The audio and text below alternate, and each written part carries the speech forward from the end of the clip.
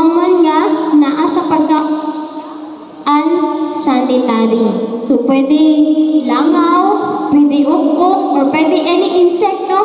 Mamudong sa inyong pagkaon.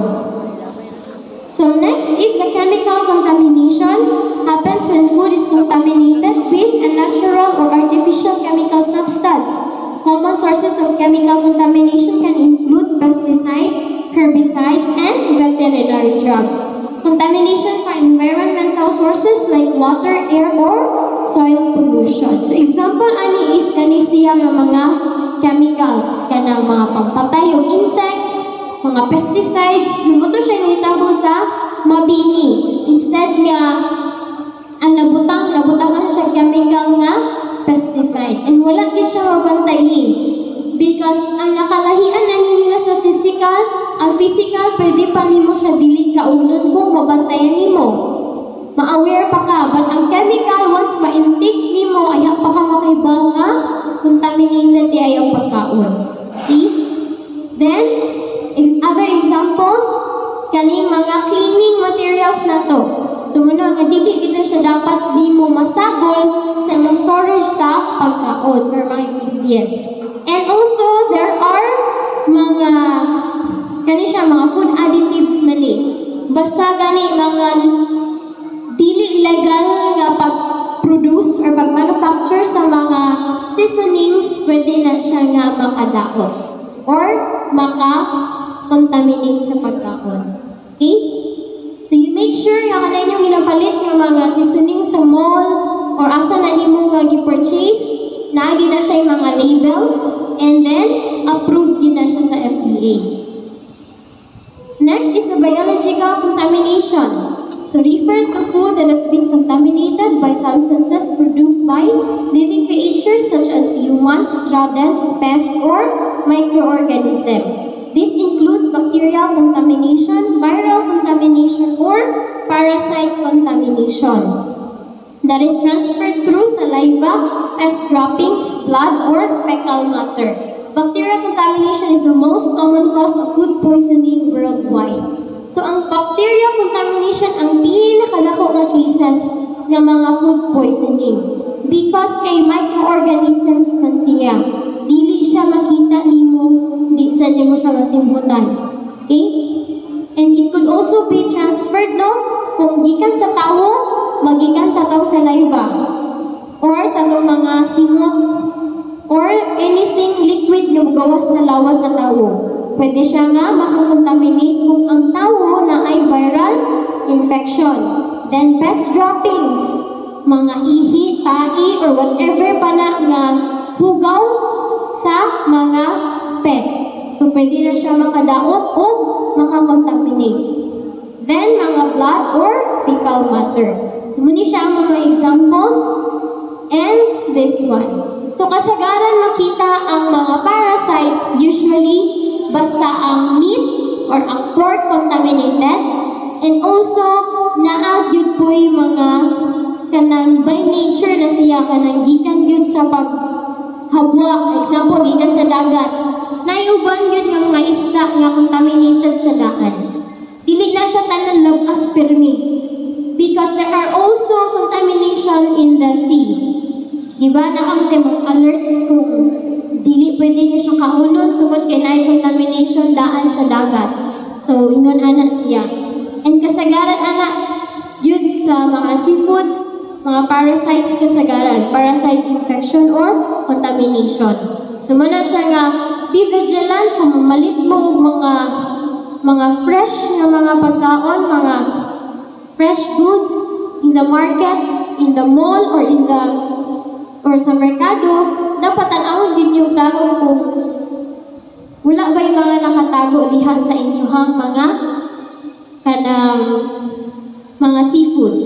And also reminders, especially sa market, kung naamang ganing mga namaligya diri sa merkado, o mga isda, mga meat vendors, fish vendors, basta naa sa merkado. Kanang inyuhang ginahimo nga ang inyuhang bulb sa light butangan ninyo sa cellophane, dili gid na siya pwede. Bawal na siya. makita na mo or masakpan na mo nga nag-practice gihapon og ingana or bantayan lang taga city or naay lookout sa city pag muanha mag-inspection pangtangtangon. But in common days, ipangbalik na po. Doon siya nung na siya na color green, na color blue, ilahang itabon sa ilang light para dili nimo clearly makita ang ilahang display. Kaya mo lahi man imong pananaw kung lahi ang color sa suga. So mo na siya kasagaran nga mga tawag practices para ang presko, ang labas gyapon sa imong pananaw because of the light. Pag-abot sa inyong balay, matinga ka kay nga naman hindi man labas lagi. So mo na siya kasagaran nga gina-practice nila. And gina-remind din mo sa tanan nga dili na siya buhaton.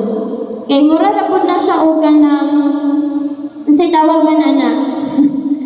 Nangilat ka sa mga customers or mga consumers. Okay?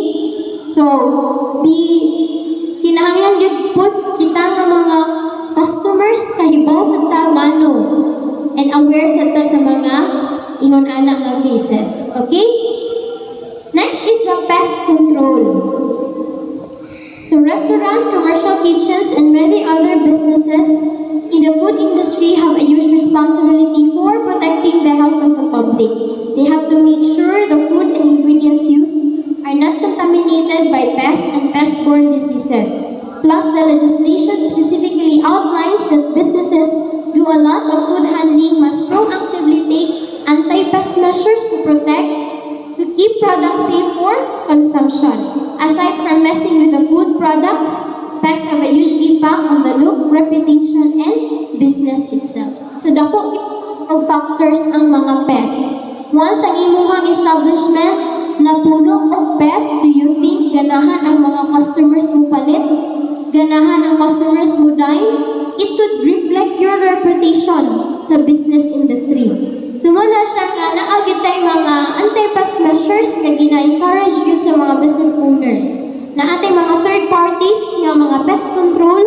So kinahanglan yun mo mag-schedule og pest control kung daghan ra gyud kaayo ang infestation sa inyong establishment. Dili pwede nga hayaan lang nimo sila nga mag-infestate. Nga imong establishment daghan kayo maglupad nga langaw, daghan kayo mga cockroach sa dingding, maglabay sa tiilang mga ilaga, diba? So it's unsanitary. So pest control is defined as any objectable animals or insects including but not limited to birds, rodents, and insects. Pests may carry a number of different types of organisms that cause illness and diseases. So, gikan po, daghan sa tagmakuha nga sakit sa pest itself. So, muna siya nga, likayan din na siya nga naa sa inyong establishments. So, pests pose a major threat to the safety of food. Pest infestations can occur where there are breeding sites and a supply of food. So, kung asa ang pagkaon ang because that's how they live also. Muna nga, di pud na nimo siya, tungod kay control naman siya, pest control, di-control na nimo yung infestation. As much as possible, dili din sila managhan. Kaya naara din na sila diha kung asa ang site sa pagkaon, muadto din na sila diha. Especially kanang imuhang mga waste. Kanang food waste nimo, di na nimo tarungon og segregate, maunay ilahang dugmugod. So muna siya nga, kinahanglan gyud niya imuhang makontrol ang infestation. The whole site should have an effective preventive pest management program in place to minimize the risk of infestation, and resources shall be available to respond rapidly to any issues which occur to prevent risk of products. So muna siya nga, isa po na sa ang pest control, pwede gid na nimo nga it's a way nga malikayan po nimo imuhang mga products dili siya ma-infestate o mga pests. Okay? So no pest shall be allowed in any area of a food establishment, and effective measures shall be taken to exclude pests from the production areas to protect against contamination of food on the premises by pests. So what are the common nga sakit nga makuha nimo gikan sa pest? Kung ang imong pagkaon contaminated siya og pest, especially sa kanang ilaga. Pag ihian na o niya, taihan na, yawa ka kahibaw niya, nakaon nimo. Ang sa may sakit nga makuha nimo ana. The common, leptospirosis. Mao na siya, basta ma-intake nimo ang ilaga, tai sa ilaga, mao ginay number 1 nga sakit. And it is very, though it's manageable, but still dugay siya nga kanang mura siya dugay siya nga maayo. Kinanglan pa siya pila ka antibiotic para mapatay siya nga kagaw. Kinasuot naman siya sa imong lawas. Okay? So muna nga as much as possible, wala gyud pest sa imong establishment. So pests and other domesticated animals should also never be allowed into any area where food is received, processed, or stored. Muna nga, ang imong storage dapat gyud naka-enclosed. Closed gyud para walay pest nga makasulod. So muna siya ang mga common food pests, no? Rats, mice, flies, birds, stored product pests, ants, and cockroaches. Usa pud sa ganahan sa mga pests is kanang dili ka maglimpyo sa imong establishment. Mauna nga importante gyud ang pagpanglimpyo sa imong palibot. Okay? So ganahan mo sabaw na ang subak kay na cockroach. Lami siguro nino. And also this one, these pictures was taken nga kwan lang siya nga shop kanang sa tawagan ang lingin na daw? Donut shop. Oh, so nahurot na yung baligya ni nag-supervise na ang ilang supervisor nga wala na nabili. So nagya po na cases diri sa Tagbilaran nga kato siya nga bakery nasudlan og minyat ng iyahang kanang glass bitaw sa mga tray bitaw sa pan dito naglukso-lukso ang minyat nangita siya sa iyang kaulon nga snacks kanya na videohan siya so gi-complain so it's improper food handling. Okay? So, tanan examples na ko, ang examples ninyo, naara na diyos Tagbilaran. So, muna siya nga, di gid mo undang og seminar kay kada tuig na ako siya complain. As much as possible, paling kamutan na mo nga wala na complaints sa pagkaon. Wala na complaints nga ang iyahang, sa tawagan na, dinuguan na ay cockroach. Ang ihang pan na ay stapleware. So, idamang dito sa office ang ihang pan nga mo yung pag-usap niya na ay stapleware sa sud. See? So, muna siya nga, aside from the pests, sa atong palibot, unsa man ni? Kuto. Napoy pest nga, nira po sa tuog. So, muna siya nga, pag food handler ka, apil na siya sa imong hygiene, imong ulo. Bisan pa o hinlo na tanan imong palibot pero ang test di pud sa imong ko. So kana siya mga puto. So kita mo sa picture, puto cheese na siya nga nagtugdungan man og puto nawala na ang puto. Puto na nabilin, puto cheese na siya. So muna siya nga di ra pa na siya madag hairnet. Hairnet. Labi nag-init na ang palibot, manggawas na sila og manglukso. Pero yung ato na sa padung sa mga prepare nga food. See? Makita pagid siya kay aya po dyan giluto kay kakanin. Okay ra tatong ko ano kanang sudan kay di maklaro. Di ra halata.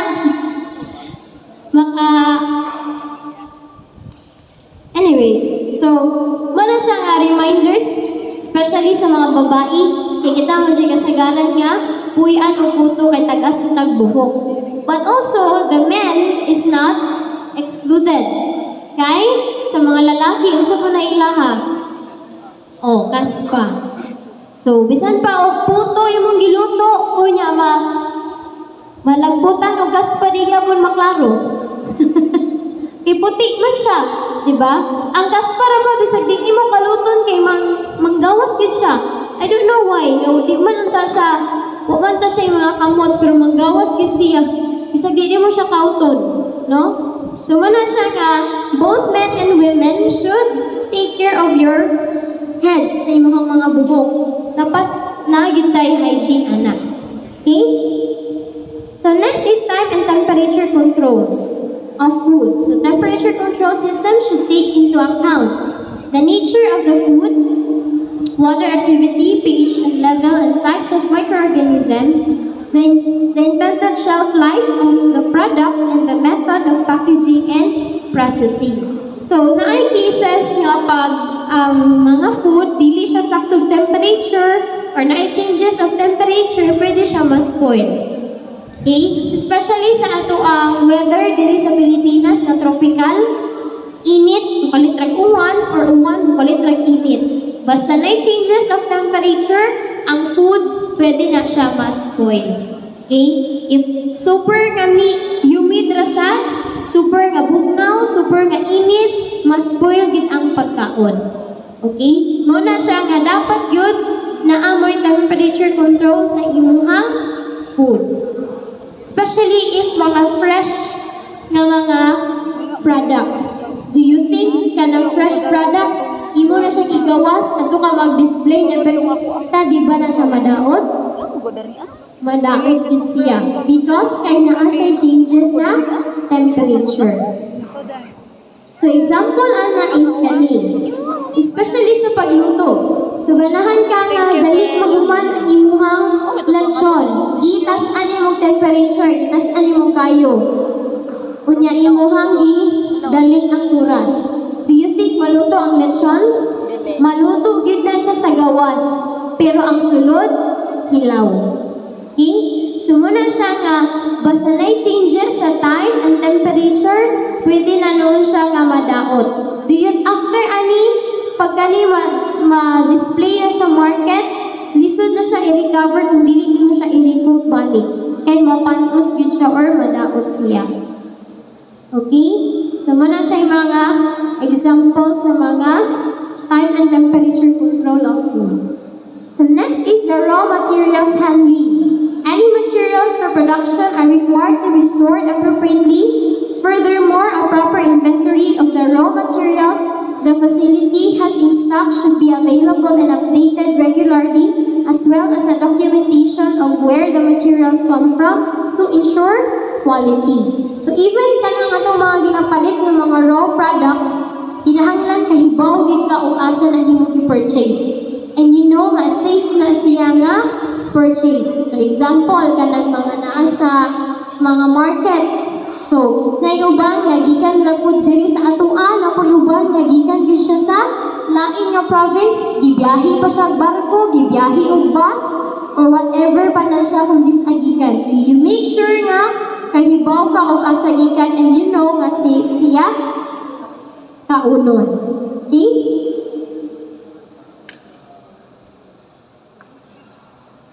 Raw materials shall be washed or cleansed as necessary to remove soil or other contamination. Water used for washing, rinsing, or conveying food shall be safe and of adequate sanitary quality. Water may be reused for washing, rinsing, or conveying food if it does not increase the level of contamination of the food. Containers and carriers of raw materials should be inspected or on receipt to ensure that their condition has not contributed to the contamination or deterioration of food. So even kana mga sudlanan sa inyong mga raw materials should be inspected nga limpyo siya and dili siya maoy cause of contamination.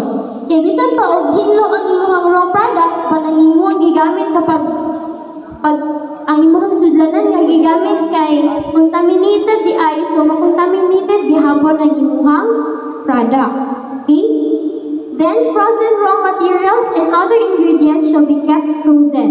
If thawing is required prior to use, it shall be done in a manner that prevents the raw materials and other ingredients from becoming adulterated within the meaning of the act. So, if you could notice kanang mga frozen goods from the delivery, usually kay di man dyan na siya gikan diri, there are mga frozen goods nga gikan sa lain nga mga province or lain nga city, or let's say gikan sa Cebu. So ang ilahang sudlanan yun or ang ilahang delivery or transportation vehicle kung frozen, naka-frozen yun gihapon, kana bitaw frozen nga van, para ang product dili siya madaot from the moment nga gikan siya dito sa Cebu padulong diri sa Bohol. So mana siya nga isa na siya sa factors ganina nga kung naay temperature control, mausap ang temperature anang frozen goods, mo defrost na siya, then dako kay siya nga factor nga makontaminate o madaot. Okay? Next is the kitchen safety tips.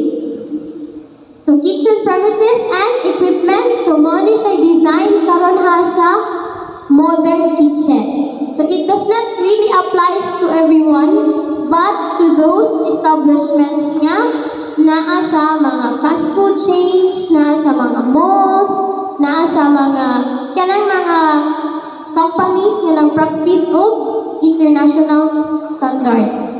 So ensure separation of food and waste, reduce risk of food contamination, enable staff to control the temperature of food, enable adequate ventilation of premises, provide clean water, provide facilities for personal hygiene and first aid, enable staff to clean thoroughly, provide for the safe disposal of waste, prevent pest infestation, for example by window screens or air curtains, ensure continuous workflow from delivery to service, and have separate areas for the storage and preparation of foods and high-risk food or ready-to-eat foods. So, usa ni siya sa mga i-consider yun, especially sa mga business owners, kung naamagani sila yung mga ang ilahang business kay mga restaurants, mga fast food chains.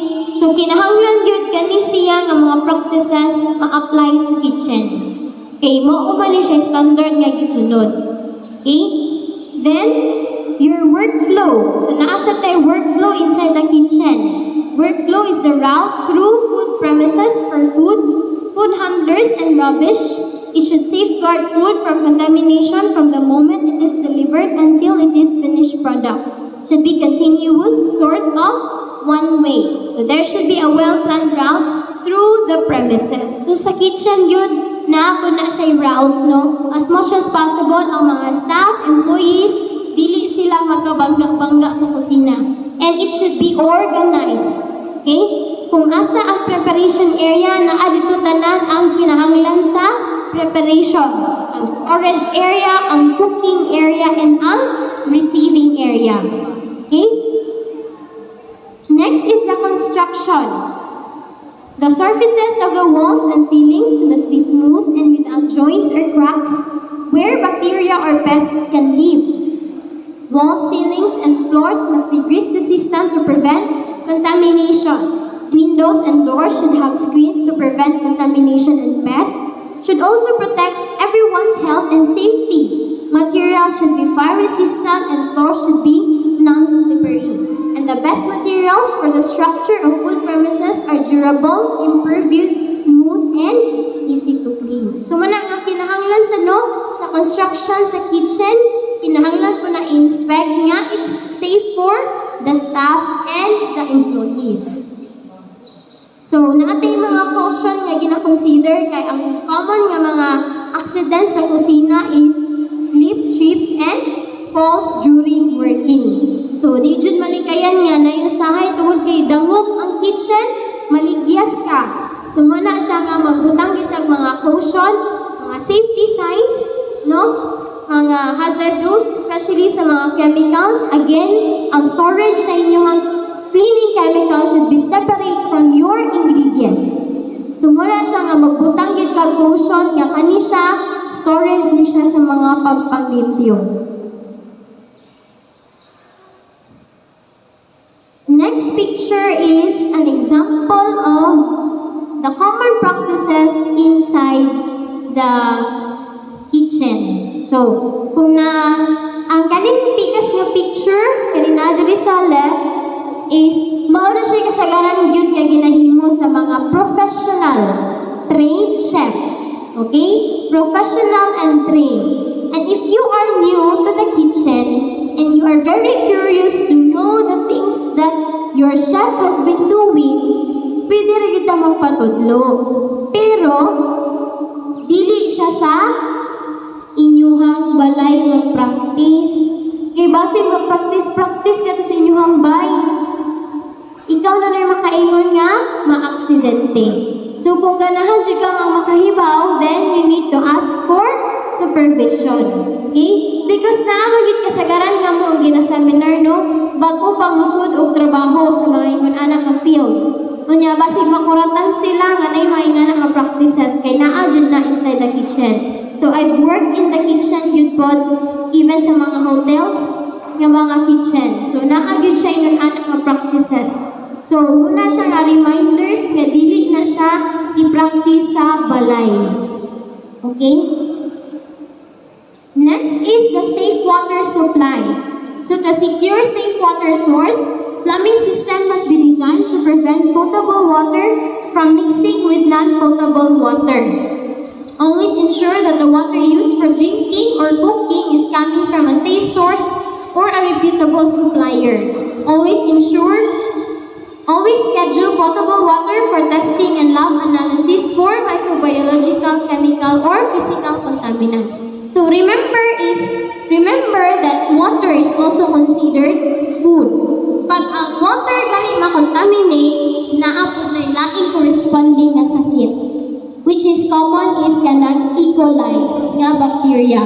Pag present na siya sa tubig, pwede na siya maghatag og sakit sa tao.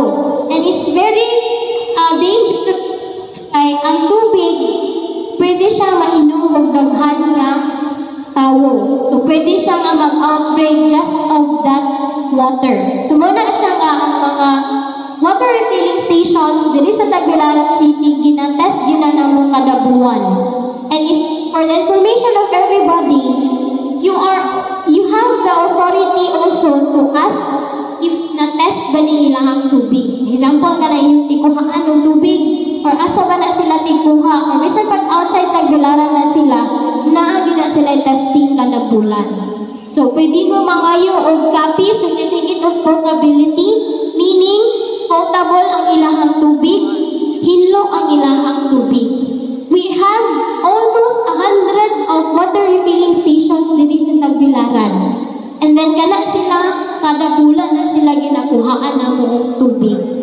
If mupasar sila, then maka-release me ang certificate of potability. But if dili, we will do another testing to ensure na safe ang ilahang tubig. Okay?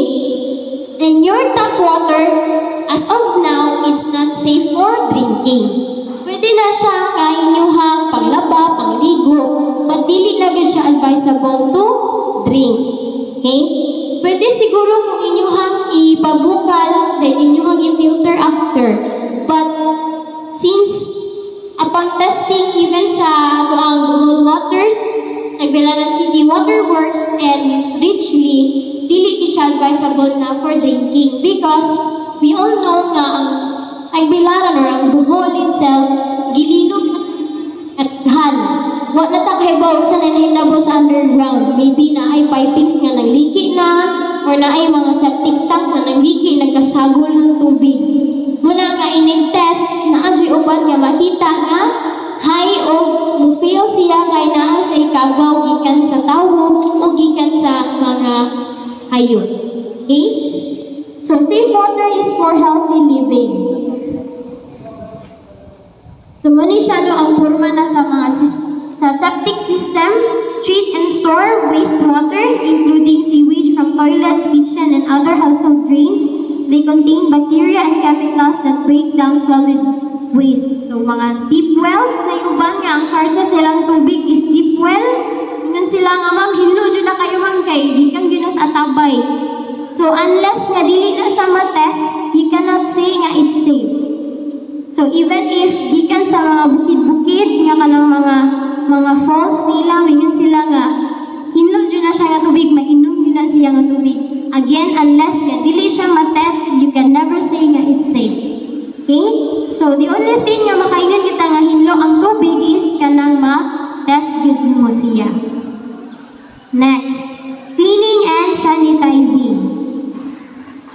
So all food contact surfaces, including and food contact surfaces of equipment, shall be cleaned as frequently as necessary to protect against the contamination of food.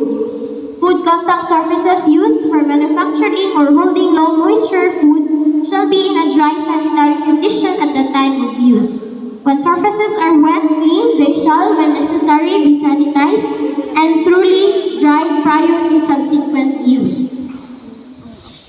In wet processing, when cleaning is necessary to protect against the introduction of microorganisms into food, all food contact surfaces shall be cleaned and sanitized prior to use and after any interrupting during which the food contact surfaces may have become contaminated. So, before and after, importante yun ang pag-limpyo.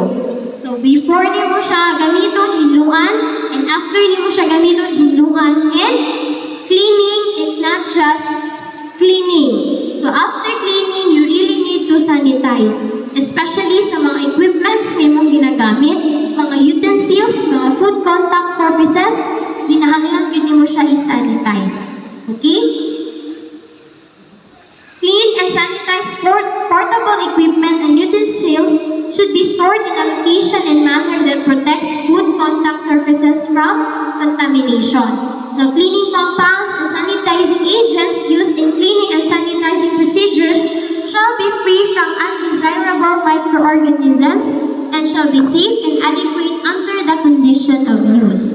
So what are the common things nga itong gina-sanitize inside the kitchen? So, number 1, mga food contact surfaces. So, tanan nga contact sa food, kinahanglan mo siyang i-sanitize. Mga plato, kutsara, tinidor, ginagamit mo pangluto, mga luwag, tanan nga contact surfaces sa food, i-sanitize. Then, your chopping boards and knives. So, example anilo is, I would ask you, pagpalit ninyo sa inyong chopping board, unsay color? White. White. After 1 year, karon at the present, isa na may color sa inyong chopping boards? Itong black. Ha? Black. Black? Anong na black naman? Itong-tong. Ang white mo pagpalit. Itong-tong. So, pasabot ana, wala na ninyo gisanitize.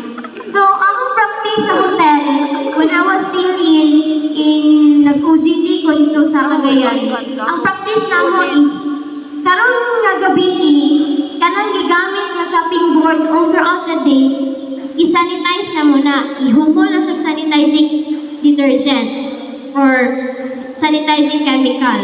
Then, ang gamiton na po sa gabi, padong sa morning, lahi na po siya nga set of chopping boards. Then, ini kaugma, ma-okay na itong among gihumulan, mauna po siya gamiton all throughout the day. So, ang color sa among chopping board na remain siya kung sa iyang color. Because kay gisanitize ginamo siya every after use. Kay kung dili naman na siya i-sanitize mo na siya mo, dikit ginang bugaw ano niya, gisod siya tagtawon, di madaog brush.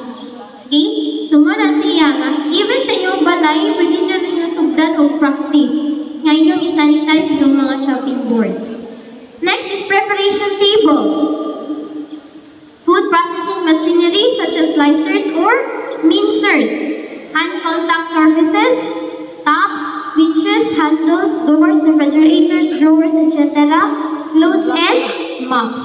Waste bin and their leaves. So even ang mga basurahan, kinahanglan yun gihapon siyang limpyuhan. Okay?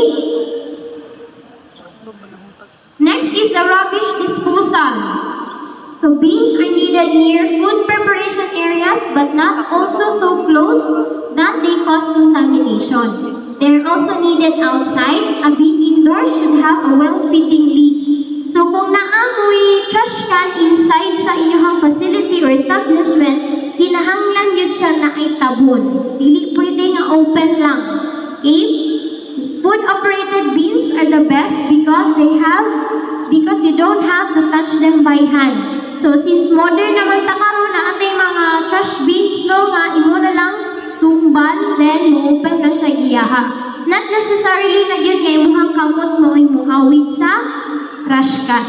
Then never let the container overflow or leave rubbish inside food premises pest. So mao ni siya hinungdan sad sa pest infestation. Nganong matinga ka nga daghan kaayo kanang pest sa imong facility bisan pag sige kag pest control. Number 1 ana, if dili ka maglabay og basura overnight. Imo pa siyang ipa-overnight ba, especially mga food waste. Kaya nga no mo, dyan na siya dumukon sa mga pest. Basta na ay food waste nga nakastore sa inyong facility, dili nimo na siya ilabay after or segregate, then mao na siya dumukon og mga pest. Kaya ato man na sila mabuhi. That's how they survive kanang imuhang sobra-sobra nga pagkaon. Okay? Then remove rubbish from indoors as soon as each box becomes full. Then always wash your hands after handling waste. So every after handling waste, kinahanglan gid ka mag hand washing. And also when it comes to waste, no, kinahanglan